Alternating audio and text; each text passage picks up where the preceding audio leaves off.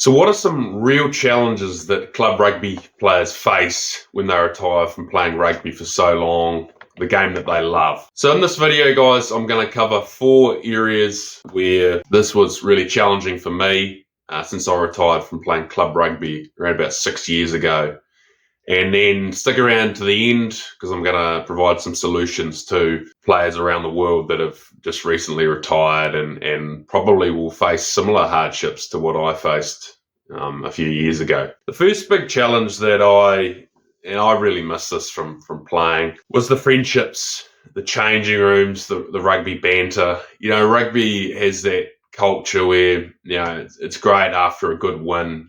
You know, the banter in the changing rooms, the boots clattering, the music, and the environment after in the changing rooms was great. The friendships that you made, it was great, wasn't it? And I think the big thing for me there was it's just so good when you're playing alongside your mate, you're tackling, you're running the ball, you're getting smashed, you're winning, you're losing, and then you go and have a celebration or a couple of beers with them after the game. You know, that was great and something I missed. Secondly, and probably this is the hardest thing that I've found, but everybody's different, but I really missed the adrenaline and the competition that I got from rugby. So look, rugby's brutally tough, isn't it? And for me, there was a couple of things that I really missed from it. Firstly, the pre-game. So obviously your coaches, your captain would come up to you. You know, there's brutal team discussions before the game, lots of adrenaline, lots of aggression. You know, it was great. And then the other thing that maybe it's a bit strange and a unique thing to rugby, you know, I really miss running out onto the field and hearing your boots clatter against the concrete before you run out onto the field. Yeah, and that just gave me an awesome sense of adrenaline, that competition. As you're running out, you know, you're going to war, let's win, and then, from there. The third big challenge I had when I stopped playing rugby was actually a loss of routine. So it's funny because in the season, you can't wait to have a little bit of downtime, but when you look back, I really miss it, and you guys have similar challenges. You know, for instance, I had a good routine. Monday night, gym. Tuesday, team training. Wednesday, gym.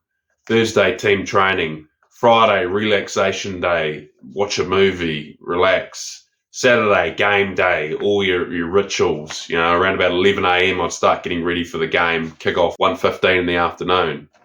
And then Sunday would be a recovery day and you do it all over again. But you just had such a good routine. You're always busy. Finally, the identity. So again, some of you will really resonate with you. It probably sounds weird looking back. I think it sounds weird that I thought like this, but in a weird kind of way, my identity was as a rugby player. So I had my day job, but I never really thought of my identity as my day job. I thought of myself as the rugby player. So that's been difficult, particularly when you're playing, you're fit, you're hitting the gym, you look like a rugby player, you feel like a rugby player, you're playing frequently, you're living and breathing rugby. Identity was a rugby player, I suppose, really, outside of your job. The moment you stop playing, right, you're not hitting the gym, you're probably not as physically fit, or you're certainly probably not going to be I wasn't as muscly or had the bulk as what I did when I played rugby. And so, you don't have the same identity as a rugby player.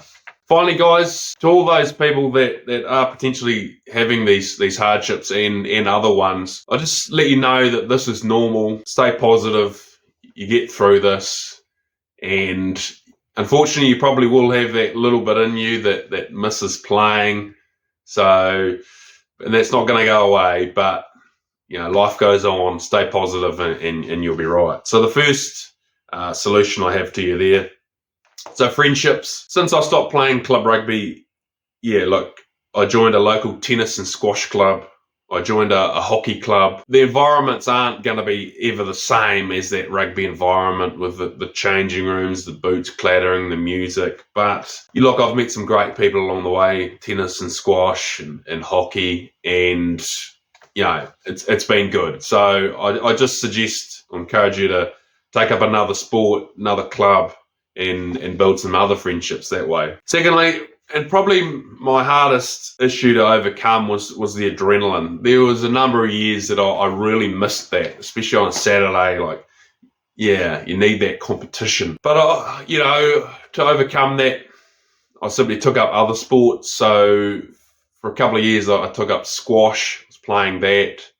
That was quite hard on my body, so I got a few injuries. So I've recently stopped playing that, and I've taken up competitive tennis. That's much easier on my body anyway, and that's great. So suggestion there: simply take up another sport that is competitive. You push yourself, and you'll get that adrenaline going. The loss of routine, you're not going to have the same routine as your rugby days, but I just simply suggest there, just build back another routine.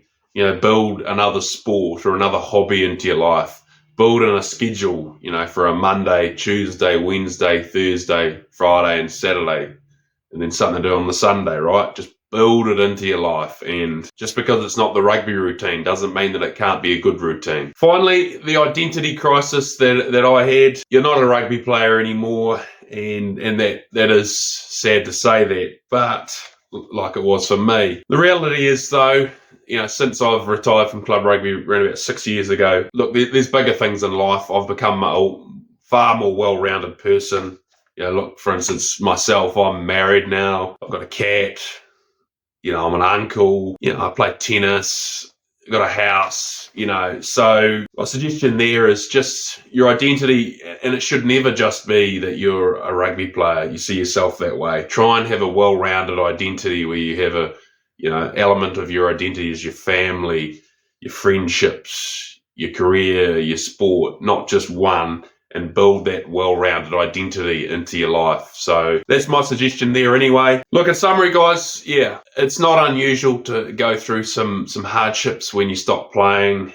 Certainly I did, and geez, I wish I could go back and play today, but my body's just too old and sore now. So certainly I knew my last ever game we lost, but it was a beautiful day in sunny Vancouver, Canada, and I knew walking off that field that it was going to be the last game I'd ever play. It was a pretty sad day, but unfortunately, good things come to an end, so you have to get on with your life and progress through the challenges, find solutions, and get on with your life, like I said. So, guys, if you've enjoyed this video, please like, subscribe, and feel free to share this video to many others that are going through similar challenges or etc. Cheers.